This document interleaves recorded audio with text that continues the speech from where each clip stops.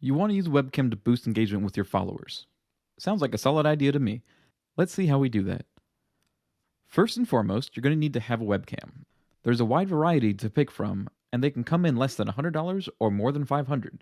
And if you're going with a mirrorless camera setup, you can be looking at upwards of $2,000 for your camera. For the sake of argument though, we're going to go ahead and say that we're getting a standard USB webcam.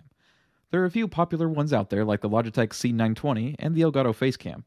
With your webcam plugged in and the respective software installed on your computer, you're going to go to OBS and add a new source to your scene. Select Video Capture Device.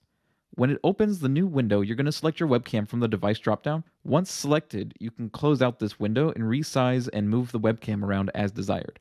If your webcam isn't showing under the device's dropdown, check your webcam software to make sure that it's running properly. That's all it takes to get your webcam up and running for your stream. If you found this video helpful, please click the thumbs up below and subscribe to my channel. Feel free to share it with your friends as well who are looking to get into streaming and recording if you think this would be helpful for them. Happy gaming!